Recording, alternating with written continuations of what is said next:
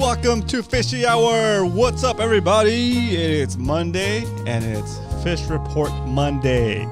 Choo! Some shout-outs. But first, before we do shout-outs, let's do some sharing. Because without the sharing, we're not growing, and we need to grow to keep this going. Okay? Fishy Hour share should bring up a link for you guys to copy and paste. You can text it. You can post it to social media, whatever you feel more comfortable with, okay? As soon as the Nightbot wakes up and takes care of business, let's go, Nightbot. There. Oh, that's not it. That's not it.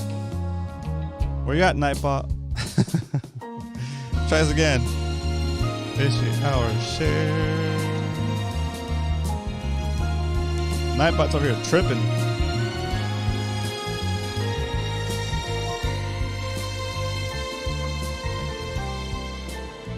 There he is. Okay, there he is. See what the Nightbot said. Come watch Fishy Hour with me right now. ... And you have a link. fishyhour.com/live. Copy that. Copy all of that. And send it to somebody via text. Or put it in your social media. Whatever. Send it to somebody you think would enjoy a fishing show. Okay? While you guys do that, I'm going to do some shout outs. Ohio boy in the house. What up, dude? It's been a while. Welcome, Aiden. Captain Adobo, welcome evening folks. Hope everybody's having a fishy weekend. Right on. What's up, Todd? TV Metal Art in the house. It's been a while. In case you guys didn't know, TV Metal Art made this awesome yellowtail back here. Look at that. Ooh, so nice. If you guys want one, hit up TV Metal Art. TV Metal Art. His link should be popping up anytime soon. Check out his work. Very awesome work. Tyler, what up, Tyler? Welcome back to the show. Coach Worf in the house. Leonard, what's up, MFC? What's up, Muto? Welcome back. Dario. What else do we have here? Oscar, HTX Polestar, MMFC Texas chapter. What up, Captain Dan? How's it going? Mike B, what's up, Mike? Welcome back. Actually, is it your first time here? If it's your first time in the show, visiting the show, type in all caps, first timer, so we can say what's up and give you a shout out, okay?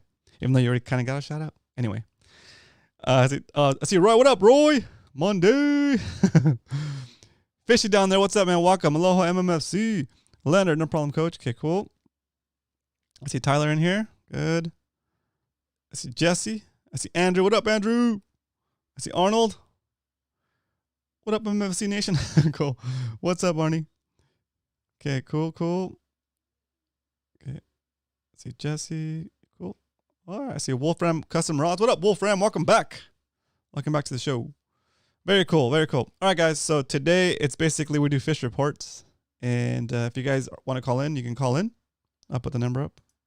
There it is. And we're also going to have Coach on. He's going to do a surface temperature reports. And we're going to talk about, I'm not sure if he has a topic for today. If he does, we'll talk a little bit about the topic he's got prepared for us. What up, Salty? Welcome back. Shee-wee. And then I have a couple of things I want to kind of go over. You guys know I put out a lobster fishing video with Captain Scotty. It's the latest thing out on the Roman Castro channel. We put a video on choosing the best hoop net for your hoop netting needs, and a second video on setting it up from off the shelf to fish ready. Okay. The Nightbot should be putting links for that in the chat. If you want to know what they are, just type in !! hoopnet, and it'll give you the link. Hopefully, let's see. Man, Nightbot is tripping. There it is. Hoop Netting 101 series. HTTPS www.romancastro.com/hoopnet. That'll take you to the video series. If you already have a hoop net and you're not looking to choose the right hoop net, you can just skip to the next video in the series, and I'll show you how to set it up from scratch. Okay. Would be great to hear about the tournament went last weekend. We'll talk about that too. Arnie says Nightbot gives everyone a beer. Nice. Yeah, there we go. Cool. And then we're gonna talk about. Let's see what else do I have on my agenda. Let's see. Okay. So Pop Top, Coach Surface temp charts, fishing report. So the tourney. Cool. Hoop netting video reminder and hoop netting questions. So tonight, if you have any hoop netting questions, I've been out more than a couple of times now. I have my gear all set up. I have some experience, some more experience than I had when I first started, of course. So if you have any questions, now would be the great time to hit me up with those questions. Okay. Caught some nice redfish in Texas. Shoo! I saw that, Oscar. I saw it on your Instagram. I saw the two. Somebody was holding up two fish. Looked pretty cool. Hoop netting 101 too. Okay, cool. Okay. So we'll talk about the fish tournament this weekend. Can call in about charter challenge last Monday. Ooh, that would be cool. Arnie, do it. Do it. Okay. Okay, let's do the pop top. Let's do the pop top, and then we'll do this. Arnie, you can call in after this pop top, and then we're going to go to coach for service temps. Okay? Here we go. Go back to the regular screen. What up, Brian? What up? Welcome back. Black and redfish. Yum. Okay, yeah, Arnie. Let's do it, but let's just do this pop top. All right, here we go, guys. I'm experimenting with the setup. So let's see how the setup does for the pop top challenge. I see 28 people watching and only 11 likes, guys. Do me a favor, hit that like button so other people that are subscribed to the channel get that notification. If you're new to the show, welcome. We do this show Monday, Tuesday, Wednesday. Monday and Wednesday are here from the studio. Wednesday I have a co-host, Brian, at Brian Likes to Fish on Instagram. And we do bay fishing with Roman and Brian on Wednesdays, okay? Tuesdays, I stream on Twitch. I'm on my kayak, and you guys can watch me fish, ask questions while I'm actually fishing on the kayak. Isn't that cool? All right. So that's what's up. What's up, Kevin? I see you in there. Very cool. Thank you. All right. So like button. Okay, let's do this pop top. Pop top, this is how it works. Hope you guys have a nice frosty drink. This is a Stevia Cola. I'm trying not to do sugar. At least not sugar in my drinks. I've been having donuts lately, guys, I must admit. And so when I pop this top, you just get to rate it between 1 and 10. 10 being the best pop top you ever heard, and 1 being the worst. Okay, so here we go. I got a little different setup this time, so I can compete with Brian over there on Wednesdays. But let's try it out. This will be the first take on this new setup. It's gonna get a little loud, so let's do this. Here we go. Ready? Pop top challenge.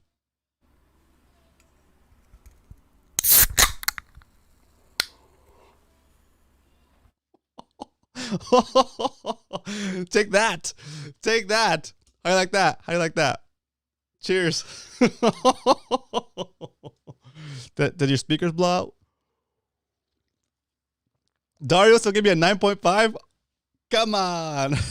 On 8, a 12, a 9, a 15. Oh my gosh. It only took a completely different dedicated setup. That was awesome. Add some reverb tomorrow night. Yeah. Nice. Very fun. Cool. All right. A 2? DOS Attack gave me a 2. Really? Oh, I can't. I didn't know what to say. There's no way I can make anything better than that 2. That's just crazy. How I follow that? Says Arnie. No, you're good, Arnie. So Arnie's gonna call in, and we're gonna talk about let's see what we're talking about. Arnie, about the charter challenge that happened about the charter challenge last Monday. Okay, cool. Let's do that. Hey, Arnie, the number is gonna be on the screen. There it is. Go ahead and give me a call, and we will get you on, and we can talk about this charter challenge that happened last Monday. For those of you that don't know what we're talking about, he's talking about the charter challenge between between CCA charters. If you haven't heard of CCA, the Nightbot's going to put a link in the chat in a couple seconds. There it is. ccacalifornia.org. What's up, Eric? Welcome. DOS Attack was my old hacker name. Yes. Hacking DOS. Very cool. What's up, Zach? We had a great weekend, I think. Great weekend.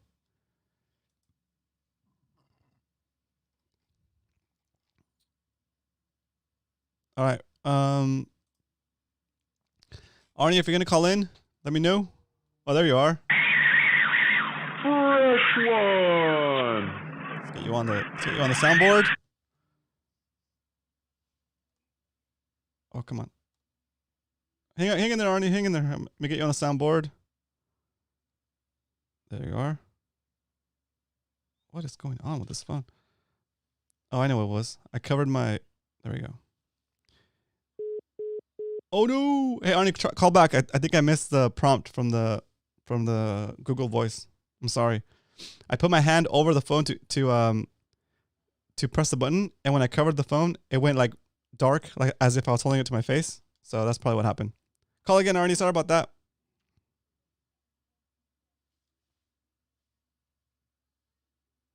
Actually, I'll call you back. How's that? Even better. Yeah, we're calling Arnie back. Choo. Hello. Hey, is this Arnie? Yes, it is. What up? It's Roman. I called you back. I figured it's easier. I didn't recognize the 805 number. Choo. How's it going? Way up from up there. Yeah, right. How's it going? Oh, it's going great, guys. How you guys doing? Everything's awesome down here, bud. Yeah, doing pretty good. It's been it's slow. The fishing slowed down a little bit, but it's still been a good time. Well, it's pretty damn good last Monday. I'll tell you that, guys. Yeah, we did So Charter Challenge last Monday. We left shoved off Sunday night on the 11th.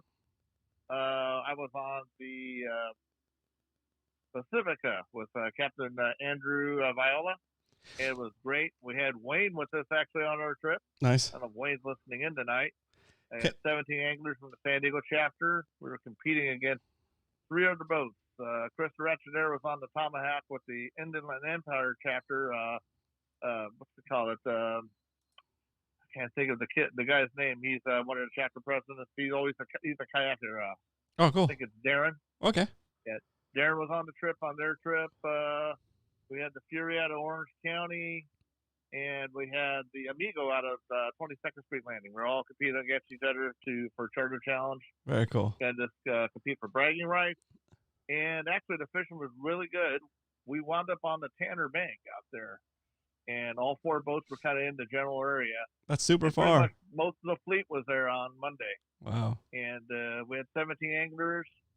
We had our 3rd spot. We stayed there till 11 o'clock where we limited out. Wow. Bluefin. Great fishing, guys. That's awesome. And That's awesome. We spent the rest of the time kind of hopping. How was it? Big yellowfin. We caught a bunch of yellowtail. It was a great time, guys. For you guys that were on the fence about coming out, man, you should have came with us. How was the competition organized? Well, put it this way. A lot of you guys that know me, I'm originally from LA, so I'm a huge Dodger fan. So I made the jokes on the radio that the only time you're ever going to hear me say beat LA was against beating the LA chapter. Well, what I should have been saying was beat OC. Because Orange County won it. They took us down by 1 point, ladies and gentlemen. So how was the scoring? Like, how did it work? Oh, each fish had a different point value. Bluefin, I think, having the most. And like a yellowtail, you had to catch multiples of 3 to count for a point. Yep. They had also, in case we were fishing for bass, that's how the LA chapter beat us last year.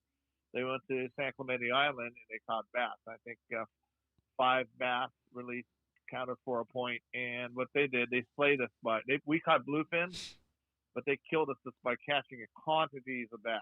Oh wow! They smashed us that way last year. But man, what can I say? It was great. Everybody was smiling. We had lots of great giveaways.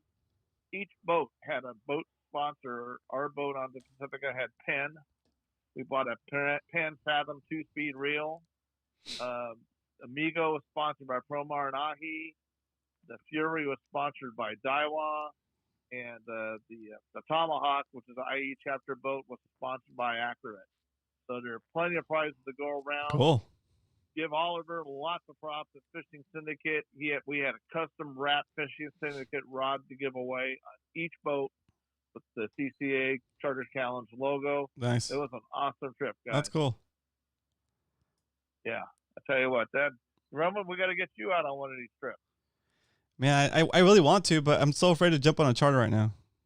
Like, Yeah. Yeah, but Well, I it understand. sounds That's freaking the reason awesome why though. this year we went with lighter loads Yeah. last year, because I think, I totally get it. If you don't feel comfortable, and some people don't, and especially the older folks, that's why the boat load was really light at the LA chapter. Right. But I'll tell you what. Hopefully things relax. Hopefully things are much better next year at this time, so we can have 4 loaded boats. Yeah, that'd be cool. That'd be awesome. Yeah, I'm totally open for that. Yeah, no doubt. And one other thing, since I'm on the line here, we've got the date set up for our Day on the Bay version 2.0. This time it's going to be on San Diego Bay. Save the date, guys, out there. It's November 21st. We're going to run it between 7 to noon. Okay. $25 entry fee. Go to the CCA website, ccacalifornia.org. Yeah, we have it up. Sign up. Yeah, sign it up. We've got BD Outdoors giving stuff. We got stuff from Squidco. It's going to be a great time out there. We're just going to go out and try to have some fun, guys. What do you have the rules set up and like a website to sign up yet? I think Chris. I'm not sure if Chris has everything completely set up. We just got the flyer done today. Okay. And we should have it when everything is up, guys. I will call back in and let you guys know. Cool. It's but the date is already set. So just give us a date again, so we kind of can have a idea. November 21st, from 7 in the morning till noon. Okay, perfect. And do you have any idea as far as categories or submissions, that kind of stuff? Is it boats, kayaks, everything? It's open to everything, like last one was. Okay. Cool. Yeah, and we're still working on some things, but to save the date, guys, be on the lookout for it. When I got everything all packed up nice and neat, I will definitely get you a copy, Roman. Awesome. So you can put it on your website, and we'll definitely get the word out to the Fishy Nation here. Awesome. Sounds good. Yeah, cool. Awesome, guys. Sound like you had a good time on Saturday. Oh, yeah. All the time. Even when I don't catch fish, it's just nice to be out there. Hey, that's great. It's awesome, dude. Cool. So then, everybody, I know you got more people you want to get on tonight. I'll go ahead and get off and listen in. And yeah, guys, thanks for supporting CCA, and we definitely support you guys. Awesome. Thanks again, Arnie. So, hey, you have a good one. No worries. All right. Very cool. Very cool to have Arnie on and give us a quick update on what CCA is doing. Guys, if you don't know what CCA is, go to ccacalifornia.org. I'll put it in here real quick. CCA. So I'm spamming the heck out of my own chat with all these links. There it is. CCA is an awesome organization, says Zach. Cool. Okay, so that's a status update on the charter challenge that they did on last Monday. Let's do cool. All right, Coach. If you're ready, Coach, let me know give me a message in the chat on Discord if you're ready. Or also, what I'm going to do is I'm going to talk a little bit about the tournament this weekend. All right, cool. I see Coach calling in. Cool. All right, so let's do Coach is surface temperature charts. For those of you guys that want to go offshore, just get some more information on that. Let's see. Boom. Boom. Boom. All right, let me see let me check this alignment. Coach, can you hear me, Coach? I'm here. Yeah, Coach in the house. Wharf TV, guys. Wharf TV on YouTube. Go there, give us a subscribe. Let's see, and let me check this screen alignment. Very cool. I think that's gonna work. Here we go. Transition. All right, am I up? You're up. All right. So it was a really good weekend for the fleet. Do you want to do a pop top? A lot of. What's that? Are you gonna do a pop top? I was, but I got kind of thirsty waiting. So. Nice. Okay. Sorry. All right, sorry. Go for it. Glug, I know, right? I know. Whiskey bottle here. Go for it. Sorry. So, anyways, here's our 3-day SST. The fleet did really well over the weekend, and actually, I heard of a marlin caught less than 5 miles offshore in South Orange County. So that was kind of an interesting thing to hear about. As Arni mentioned, out here at the Tanner and Cortez, there's been a lot of activity, a lot of different fish. The smaller fish, but more numerous, are down here. Once again, we've been talking about it for months, Roman. 371, 425, the Knoll down here. This region really seems to be holding. I don't know what the deal is this year, but this area has absolutely been on fire. We'll look at some fish counts later, but I mean, solid fishing, and some boats are limiting out on Dorado with yellows and yellowfin tuna mixed in, and Very cool. depending on what school you hit, unlimited amounts of skipjacks. So, and pelagic bonito. Well, I used to call them pelagic bonito when we were kids. We thought there were two kinds. There was like a pelagic, and then there was like the Pacific bonito. One has the lines spread really far apart, really far down the body, and whiter meat. The other one has kind of a more gray meat, and the lines are closer together. But I'm told they're all the same species. I don't know. They look different and taste different to me, but I'm told we only have one here. So interesting. So it's up to you what you believe. But yeah, I heard there's some pelagic bonitos mixed in with the skippies. The skipjacks have lines on the stomach. The bonitos have lines on the back. So I also heard about bullet and frigate tuna out here off the 302 area. I don't know how true that is, but I heard that they were out there and taken by a few guys. Yeah. So let's look at our 3-day chloro. You can tell we've had some really clear water here on our local offshore. Yeah. And again, there's our line right there, the 371, 425. Got a nice line of clear water here. Imagine this is where everybody's been out down hunting. Well, other than the Tanner Cortez, you can see there's a chloro line there too. So it makes perfect sense why they would be holding. Oh, yeah. So, I mean, the boys up north, of course, you look here along Dana Point, San Onofre, almost down towards Oceanside. You got some real clean water with the chloro break right on shore. So it'd be something I was looking at if I was up there. Is that where you'd go this weekend? Honestly, I would go hit the 178 and try for some of these 15-pound plus bonito we've had in our local waters, or I would head down here. The chloro breaks down here. Yep. Or I would hunt the beach for patty yellowtail. Okay.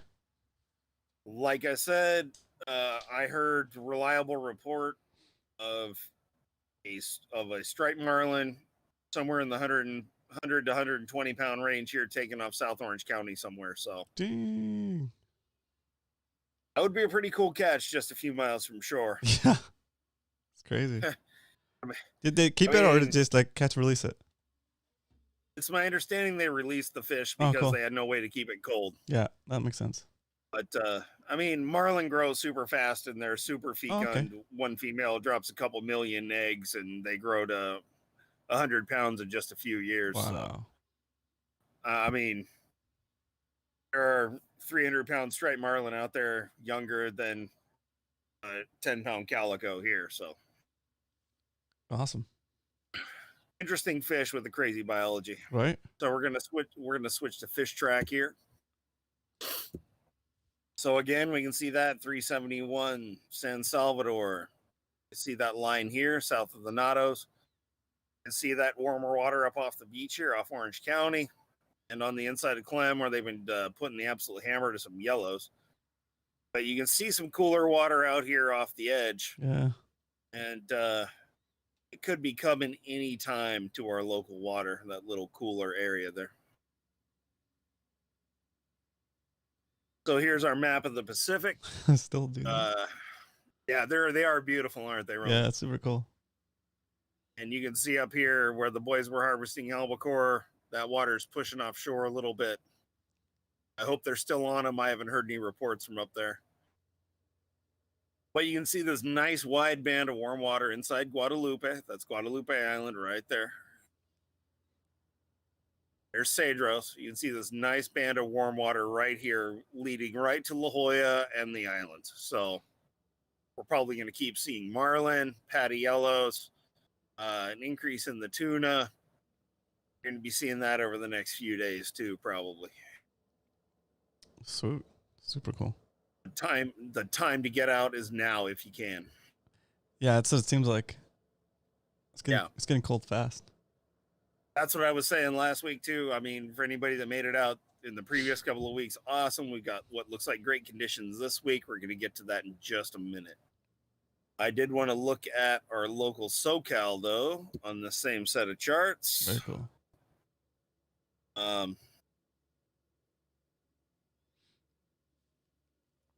Here we go.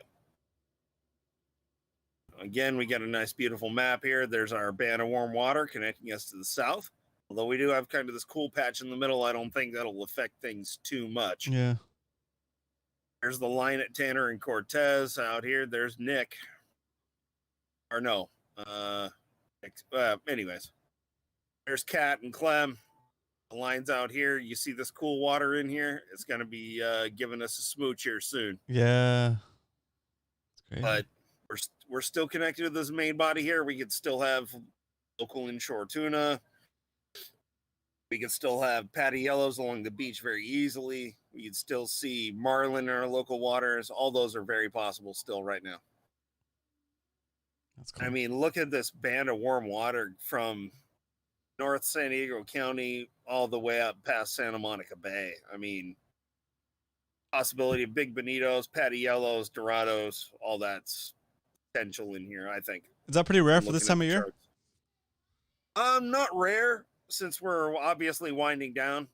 You know, if we had big warm water out here, rest of the islands, that would be a different story. Yep. What year was it? 2014, I want to say. Yep. You could see warm water all the way out into here. It was like 70 degrees until November. Crazy.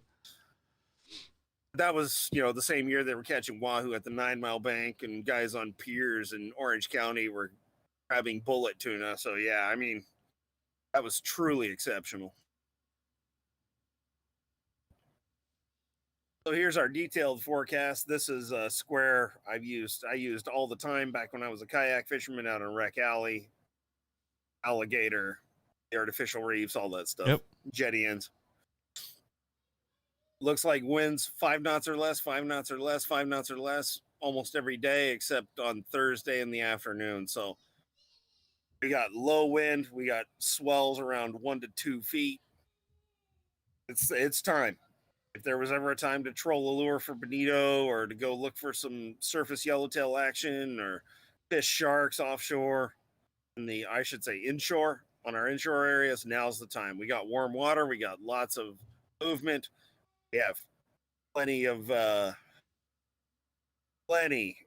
opportunity this week. Heading into the weekend, it looks super good. Now's the time. If there was ever a time to get on it, now's the time.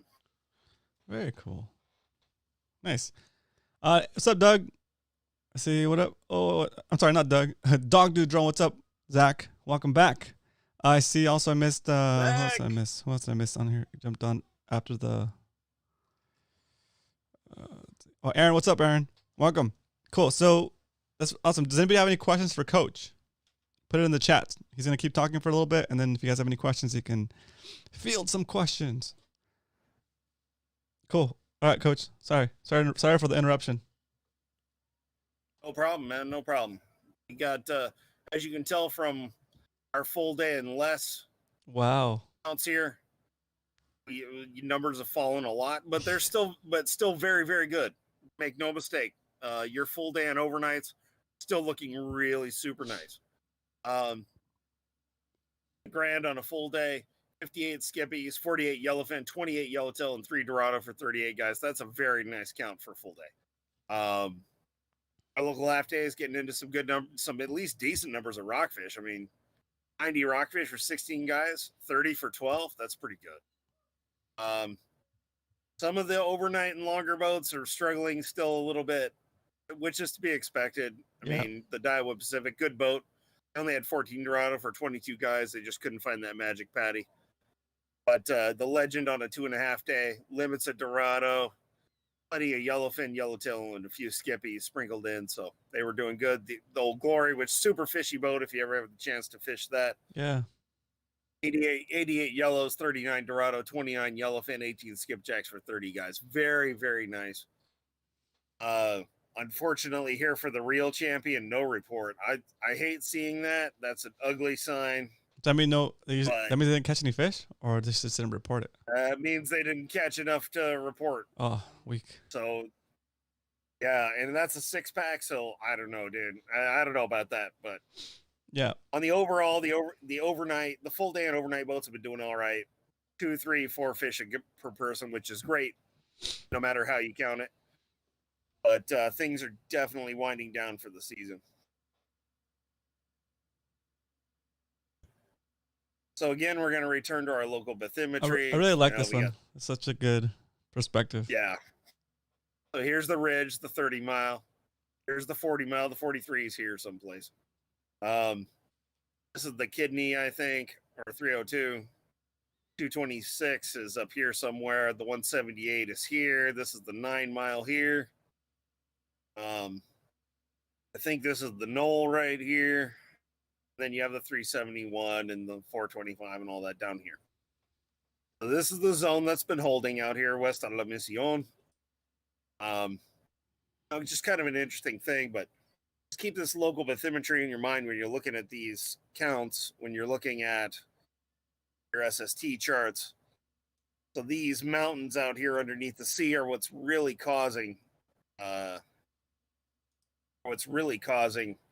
our local upwellings and causing those temperature breaks that are focusing the fish. So this year, this area has been really strong down here. This area between the finger, wonder why it's called that, looking at this chart. Out here across to the knoll and the 371, all this stuff down here has really been holding fish all year. And some years you really see that. Some years, they'll move all around all over the place. So anyway, do we have any questions in chat yet? Let's see. I'm like all mesmerized by the chart. Let's see. Let's see. Zach's got a question. He said, how are you such a bad ASS? I'm not. I'm just a tired old guy. So funny. That's all there is to it. Arnie says, think fishing will hold into November unless we hit a big cloud snap, a big cold front maybe. I mean, it'll really depend on what our wind direction comes from.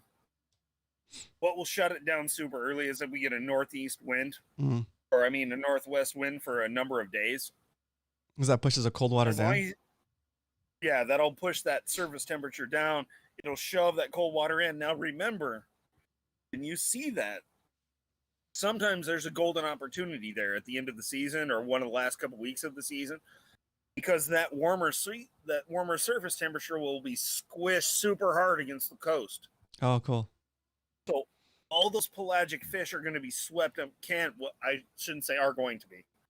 They can be swept up against the coast, where some boaters can get at them. Those guys in those 16 to 20 foot center consoles, all of a sudden have a chance at Dorado and yellowtail and tuna that were out off the bite. They just get squeezed closer into land because the suitable temperature breaks get swept in close. So makes sense. Some years that seems to happen. It's something to think about if you're a private boater or if you've got a buddy with a sailboat or something with less maneuverability.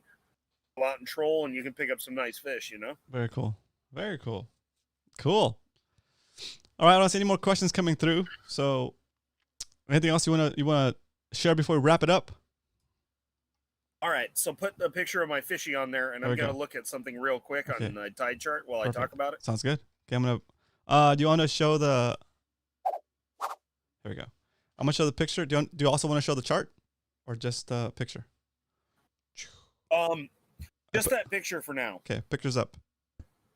So I caught this fish on Saturday morning out in the Imperial Valley. There it is. Of course, anyone who knows me knows that come October, November, my mind is totally out in the Imperial Valley. I am 100% obsessed with fishing that place in a manner that some people just never are. Nice. And personally, I find it really, really, really amazing. Just the sheer number of fish in that place and the variety. So what is this? If I thought my wife would, I believe, don't quote me on this. I believe that is a red belly tilapia integrated with either Mozambique Wow. or blue tilapia. Wow. It's like a hybrid. Yes, I believe so. Very cool. So, when you're looking at fish out there, it's so complicated because there's so many different genetic strains, genetic lines, and for freshwater fishing, it's so much more like fishing tuna than people give it credit for. Mm-hmm. It's all run and gun. It's all moving all the time. Find the fish until they stop biting, then find some more biting fish. So anybody that wants to go fishing out there, as this offshore season is winding down, or if you're feeling poor and you can just afford one tank of gas, it's only a tank of gas away from LA, San Diego, Orange County. I put the fish in the Discord, guys, in the general stream, so you guys can go check it out. But yeah, it's fishing out there is insane. I'm totally obsessed. I admit it. I love fishing out there. I took my buddy Jorge out there, and we didn't really put the wood to him because my back was kind of hurting, so we just kind of took it easy. But we still got plenty of good quality fish, loads of fillets. It was super, super nice out there. And we just left when it started getting hot. So very cool. Anybody that's interested in fishing the Imperial Valley, catfish, carp, bass, stripers, whatever, or that ugly or beautiful fish, depending on how you look at it, let me know. Hit me up on SD Fish or hit me up in the Discord, and I'll do my best to help you out. Zach Riggs is asking, are you talking about the Salton Sea? Nope, I am not. Yeah, the Salton Sea finally died. Okay, he's talking about the Imperial Valley. You can ask Coach Worth questions on he's Worthless on our Discord. You can also find him on SD Fish. You're also Worthless on there, right? Yep. Cool. I am worthless everywhere. And then Zach Dogdude Drone said, "Now that's bad ASS." but it actually put A space S space S. That's hilarious. Arnold, didn't have to use Z's like we usually do. Yeah. Arnold says, Arnie says, he's asking, not much happening on the 181 or the 182. I haven't really heard much. Most of the fleet's heading south right now. Yep. Okay. Do you want me to go back to the screen share? When you're ready. I'm ready. Ready? Here we go. No problem. Here we go. All right. So I haven't heard much about the Ridge holding. I'd be real surprised if there wasn't patties out there holding yellowtail or dorado. I'd be real surprised if guys weren't out there trolling up the occasional marlin, or waking up a sleeper with a well-placed skipjack or bonito or Big Mac.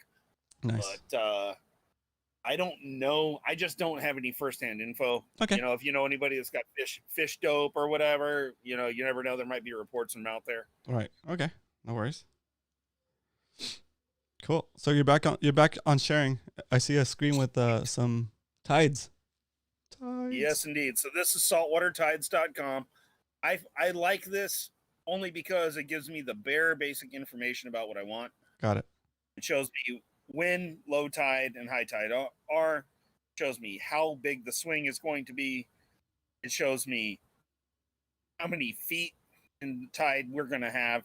And it shows me sun and moon rise and set.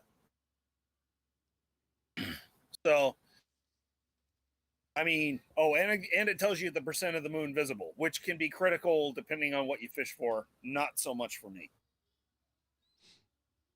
But anyways, as you're looking, we basically have perfect sharking tide today and tomorrow. Yesterday, today, and tomorrow. Brian's trying to get his leopard shark still. Where should it go? Have him hit me up. I'm hesitant to. Yeah. Okay. Cool. Yeah.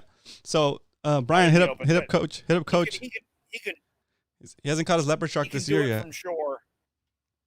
He can do it from shore very easily if he follows some very simple directions. Cool. If he's willing to ditch his boat, I can put him on one in 30 minutes. Awesome. We'll see that's how confident I am. Wow, that's pretty good. Cool. So, Cal asked if we're looking at Go ahead. Go on ahead, man. Cal? Cal was asking if you heard any reports from LA or OC. I guess we kind of did about the marlin, right? Well, I heard about a marlin being taken 5 miles off the beach somewhere south of Dana Point. Cool. The guy was understandably vague. Yeah. I haven't heard of guys hunting the beach patties in a couple of years.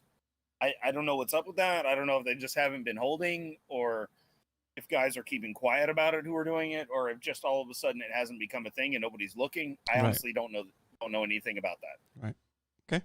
Cool. I wish I did. I wish I could understand why guys stopped hunting the beach patties, because it was super productive until a couple of years ago. Yeah. I don't know what happened. The tuna frenzy. People would rather go look for tuna than do patties. Yeah, but I mean, some of those short patties were holding Dorado 3 years ago. Yeah. I mean, what do I don't know anything about it. It is what it is, but very perplexing to me. Cool. So basically we have perfect sharking tides, which basically means that we have a low tide around sunset. That's not too heavy of an incoming sweep, nothing more than 5 feet, let's say. Right. Tonight's incoming is 4.4. So it went from a negative 0.6 to 4.0. Oh, no, a 4.6. So negative 0.6 to a 4.0. That's a really nice tide to fish. Super good. It won't be pushing a bunch of grass onto the beach. It won't be pushing kelp stringers into the water. If you guys are interested in getting serious about sharks, even getting sharked hard the last 3 or 4 sessions I've been to La Jolla, the rod loads up. You go to set the hook, you swing on nothing, you reel it in, and your hook's gone. Guarantee that sharks are around. Nice. Yeah, the last 2.5 weeks, we've been night fishing La Jolla. We've been getting sharks pretty hard, 2, 3, 4 times a night. Wow. There are definitely sharks inshore in La Jolla right now. Whether it's cool enough for the soup fins to be active, or whether it's still copper and dusky sharks, I don't know. But the water seems awful warm for soup fins, although I won't rule it out. Very cool. Very cool. Cool. So we have a set of great tides coming up. I wouldn't fish the midday tides, the midday high tides if you're fishing from shore. We're going to have a lot of grass in the water. We have pretty heavy sweeps of 5 feet and more in some cases from the looks of it. We have very high tides in midday right now. Today and tomorrow especially, we got high tides over 6 feet. So if you're shore fishing, you definitely don't want to be jacking around in the middle of the day. Yeah, I would be leaving that alone totally. If you're going to be fishing, get out early or get out late after the low tide's bottoming out. Interesting. Cool. All right, coming back. So I just wanted to cover a topic for just a couple of minutes. Okay. Very cool. We're coming into the time of year where surf perch start coming in. The big spotties are coming in off the spawning grounds. So places like the midpoints of Mission Bay, kind of mid areas of San Diego Bay are gonna, and I should say like the first few bends in Newport are probably gonna start holding big spotties. If not now, then very soon. So you bass guys have a lot to look forward to if you're fishing spotties. That means, of course, that the calicos are going to start tapering off, but I heard they were still chewing good as of a couple days ago, so we'll see how that goes. Very cool. But time's coming where the migration is going to go into the bays, and then, of course, it'll end with the bat rays, pelagic rays, leopard sharks, and well, probably not the pelagic rays. The pelagic rays pull out, but the bat rays and the big butterfly rays are going to be going into the back of the bays. They'll be there probably by mid-December this year, if I had to guess. So for you bat ray, sorry about that. So for you bat ray and shark guys, the time's coming soon for you. Awesome. One other thing I wanted to add, if I can, on a personal level. Yeah, go for it. I got a V50 Pro 4K native in the mail yesterday. And I've got an 8-man A100 coming as well. That'll be arriving in the next few days. Look forward to a new channel from me with a more traditional format and more traditional editing. Perfect. and all the social media and everything that go along with that. I think you can look forward to that from me in the next few weeks. So I'll let you all know when it gets going. Is that going to be a completely new channel, or is it going to be on Worth TV? It's going to be, I'm going to always mention Worth TV, but Worth TV is basically my unaltered footage, my personal stuff. Okay. Sunrise and sunset footage, nature stuff, trapping, any of that stuff that I decide to put up. That's going to be on Worth TV. The other one's going to be kind of like a dedicated fishing outdoors channel. Cool.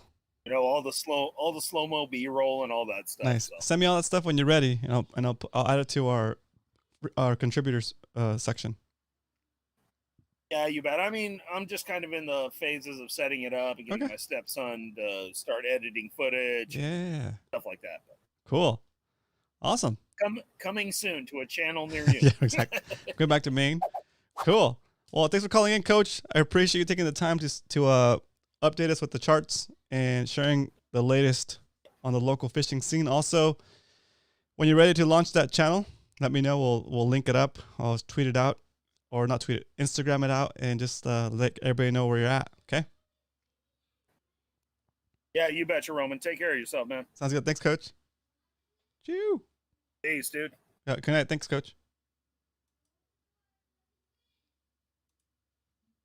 Awesome. Shout out again, Worth TV, guys. He's not going to put his newer stuff on there, but he'll probably put a link from there to his new stuff. So check that out. If you need guidance in the editing mode, hit me up. Oh, thanks, Captain Dan. There you go, Coach. So there's some editing guidance if you need it. It was very informative, Coach. Thank you. You're the man, Coach. Thanks, Coach. Cool. Good stuff. Okay. See if we can get one more call in before we go. Dog Dude Jones got a question. Question. Another call coming in, guys. Let's get this on the line. What up? Are you there? What's up, Roman? How you doing? It's Coach. Just barely got in the slip. Oh, wow. Starting to clean, but not going to clean while I'm on the phone. What? No, I mean, not saying anything bad. Just if I clean while I'm on the phone, you always complain about the water noise. What's that water spring, bro? How's it going? Get home and get some dinner, man. I know, right? How you doing? Yeah. Good. Today's my 4th day in a row. Tomorrow will be my 5th day in a row, and then I get Wednesday off. Woo! Wow. Yeah, it is a grind. This season has just been something else. You know, when we started in 2018, we didn't think that it would pick up this quickly. We started at the end of 2018, and then 2019. We were busy in 2019, but 2020 pretty much the entire year just been stacked. Just one captain, one boat, and I need a second captain for this boat. So I'm going to try to recreate myself in some ways. Clone yourself. Yeah, exactly, right? But it's been good. Fishing has been good for like the last 2 to 3 weeks. It's been pretty good. It still has been a little bit hit or miss, but at least on every one of our offshore trips, we've been coming back with a good bag of fish. For the past 2 to 3 weeks, most, I wouldn't say most trips, I'd say about half of the trips we've been coming back in with limits.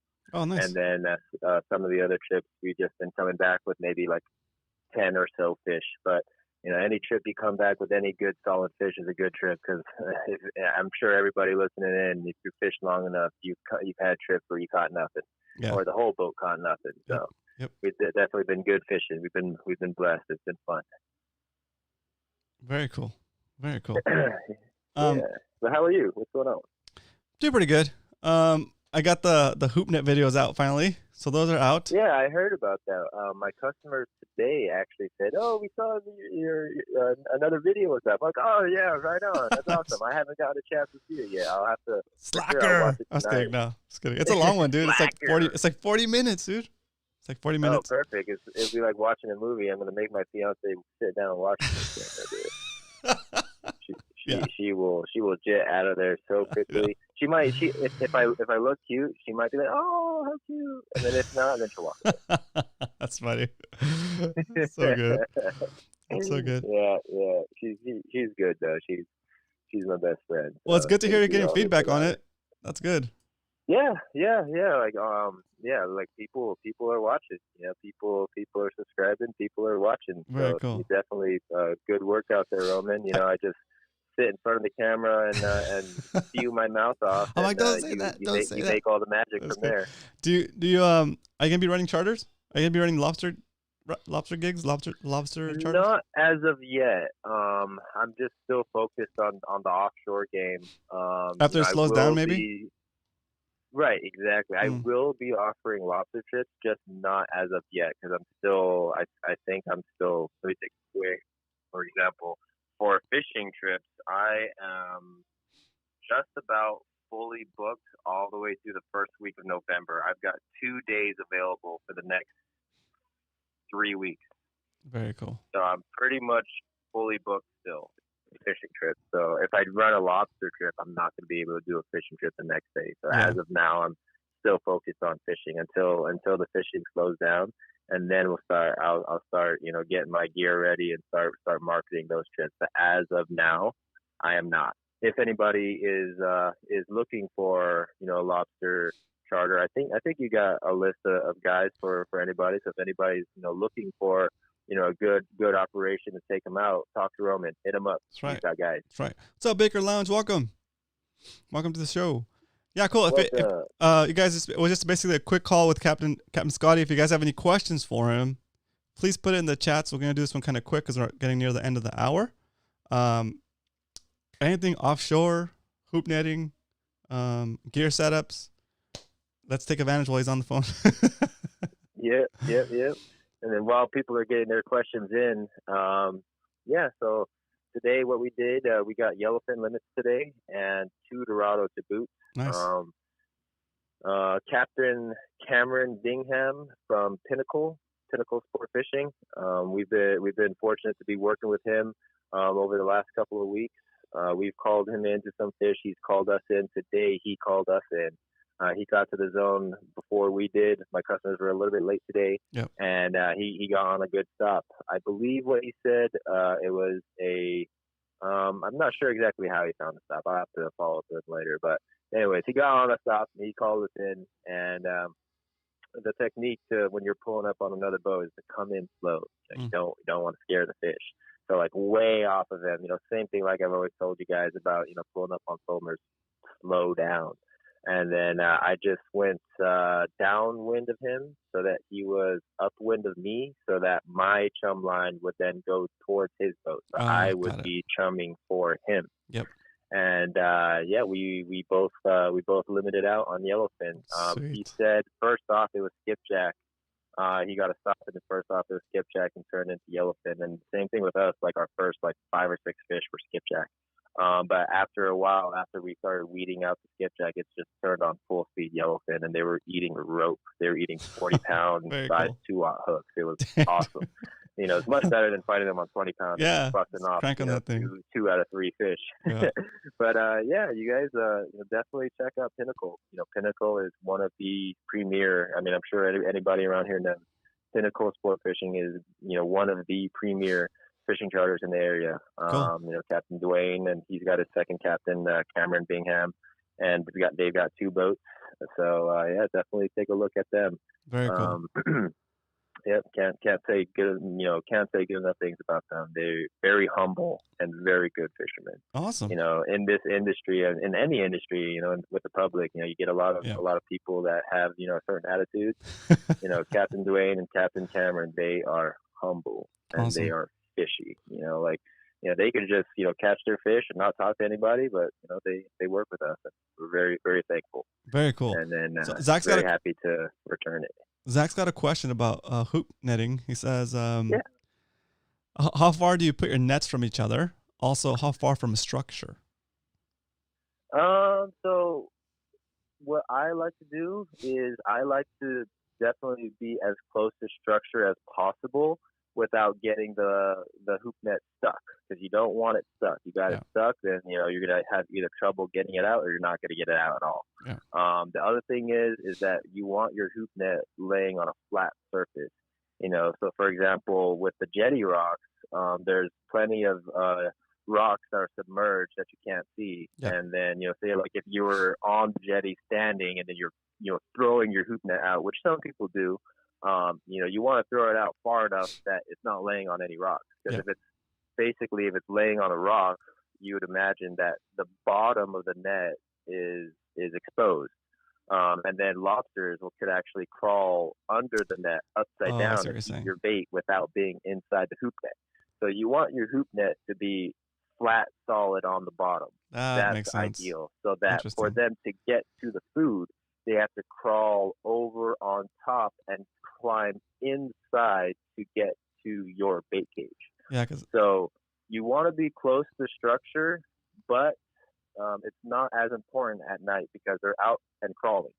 So what's more important than being right next to structure is making sure that you're in an area where lobsters are crawling, they're actively out and feeding, and that you put your hoop net flat, solid on the bottom. Because then if you lay it on top of anything where the bottom is exposed, they will crawl under it and they will eat your bait cage without being inside your hoop net. Hey, I have a question for you. What was the other part of the question? It was, you covered it. How far from each other? Yeah. So that, I would say, depends on the volume of lobster. Say, for example, maybe not so much in San Diego, maybe in San Diego Bay, I don't know. But like definitely not in Mission Bay or definitely not like around the jetty. There's not any like one piece of structure that's holding a massive amount of lobster, whereas like other places, like for example, some of my buddies up in Marina Del Rey, or like Long Beach Harbor, there's certain structures or certain types that absolutely hold a large amount of lobster, a large volume of lobster. If there's a large volume of lobster in one small area, lay as many traps as you can right next to each other. It doesn't matter. As long as they're not laying on top of each other. Yeah. You know what I mean? So just like, lay them out as closely as you can, as close to that structure and get that volume. Yeah. But say, for example, right here in Mission Bay, I would spread them out because for the most part, you're in Mission Bay, you're fishing the jetties, the jetty rocks, because there's not really any pipes. There's not really any, main structure. It's just really the jetty rocks. And then because the jetty is, big boulders stacked on top of each other, there's a lot of crevices. And so then these lobsters will go through those crevices. So then for Mission Bay, I would spread them out. Try to find out which areas are really good for you. And then once you find out after your first pass, if you find one that's really good, then go hit that. So like, for example, if I got a boat, I've got 10 traps. I'll lay out 5 right here on this jetty area, all in a row. And then I'll lay out these 5 somewhere else. And then I'll pick up all 10.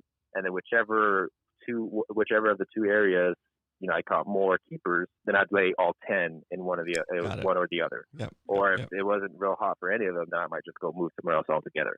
So it really varies. Just kind of think about it, kind of reflect on it. Look, one thing that has carried me through my fishing career is that every single outing, at the end of it, I reflect. I think about what I did, what worked, hey what Scotty, didn't work, Scotty, what could I have done differently. Hey, keep going. I need to go to the restroom. You keep talking. Okay. Yeah. Okay. Got it. So after you have an outing, think about what you observed, think about what you did, think about what you could have done differently, think what you could have done better, think of what didn't work. And over time, when you start building your experience and building your repertoire, it's only going to make you a better fisherman. Lobster is fishing, it's hunting, it's just think about it. But yeah, so back to the question, for how far away to put your hoop nets, it depends on the situation. If you're fishing a jetty, a long jetty, I would spread them out. And then whichever ones where you find like a better area, then maybe focus on that area, but still spread them out because it's not one localized volume. Whereas say, if you're fishing like a pipe or if you're fishing like what's it called? Like a wreck, inside LA, Long Beach Harbor, or something like that, then, really hone it in and, put it on there. And then, with laying it close to structure, lay it as close as you can but have your hoop net be solid on the bottom. Don't have the bottom be exposed. Perfect. Hey, I'm back. Sorry about that. Thanks for Cool. taking over for the show for a little bit. Co-host. No, that was perfect. That was perfect timing because I was finished with that one. I have a question for you. For a personal question, I guess. No, a question for me.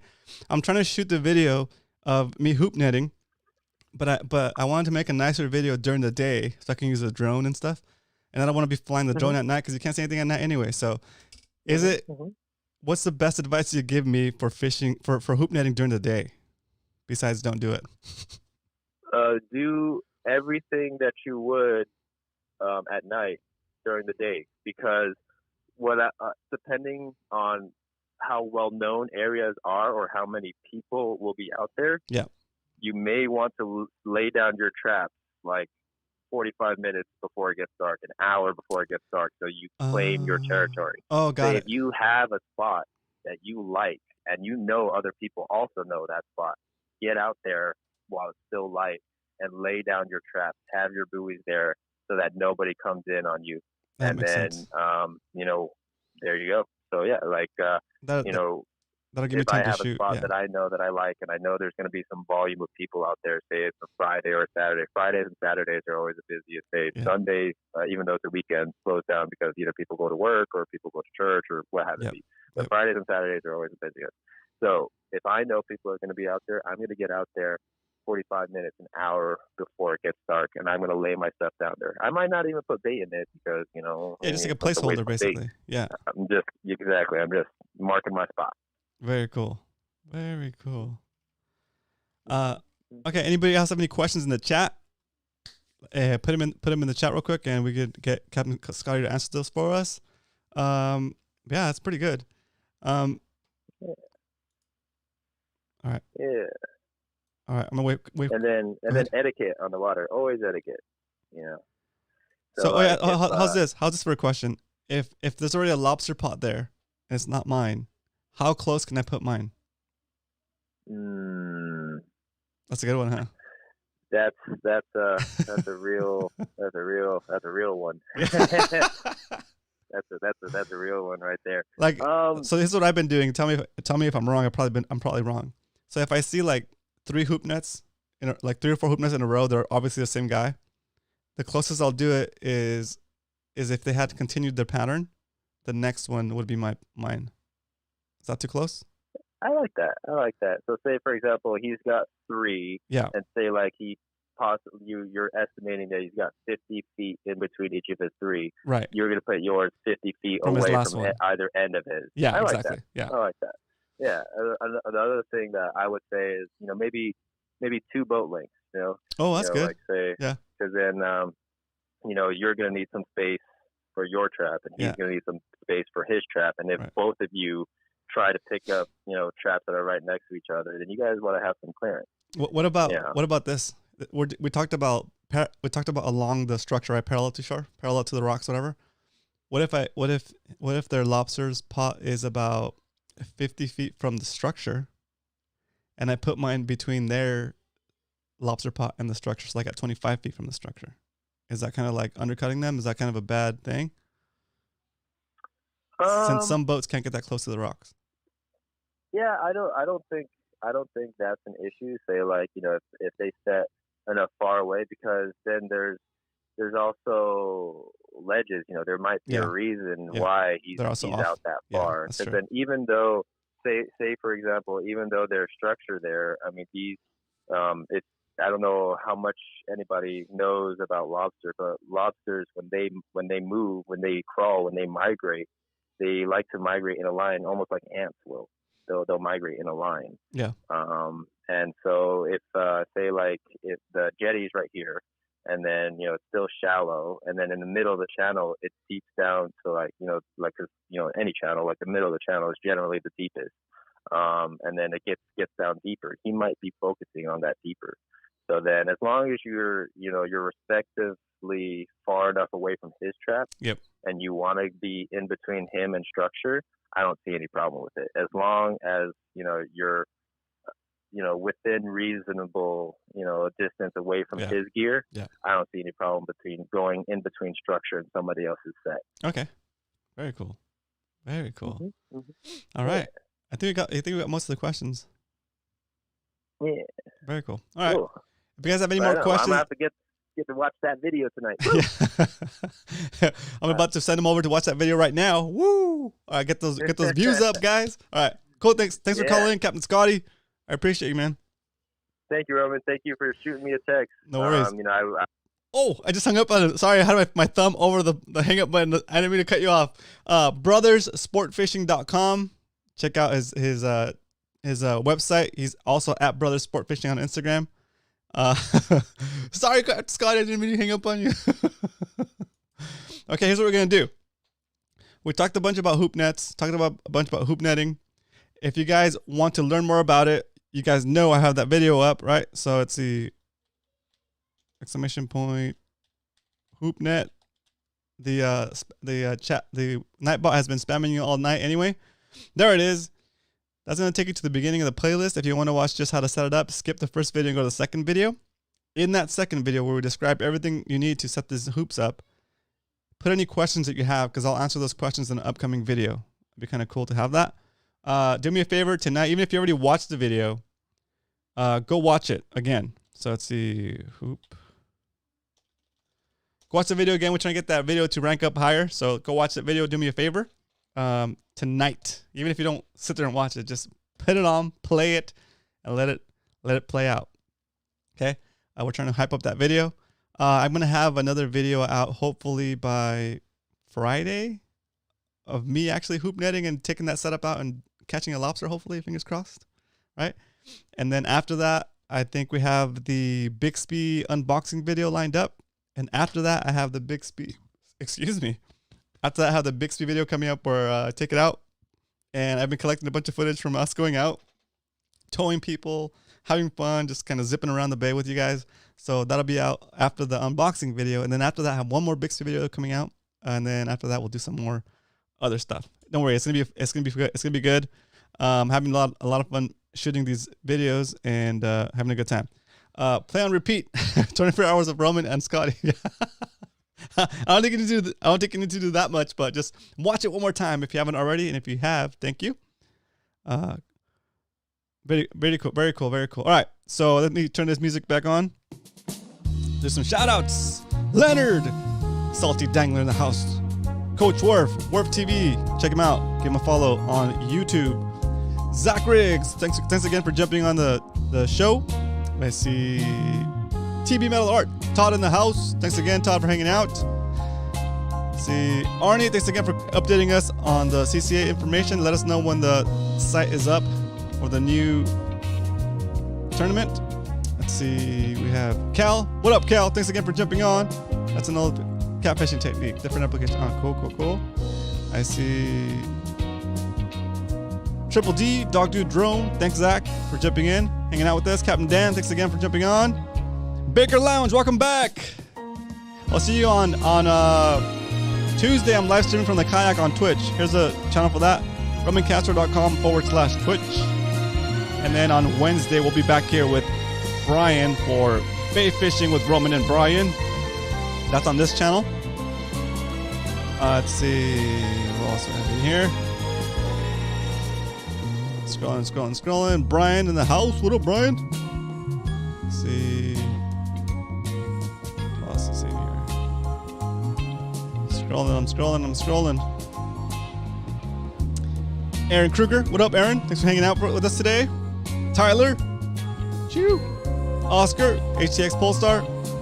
MMFC Texas chapter. Tony. What up, Tony? I didn't see you earlier. Kevin, what's up? Welcome back.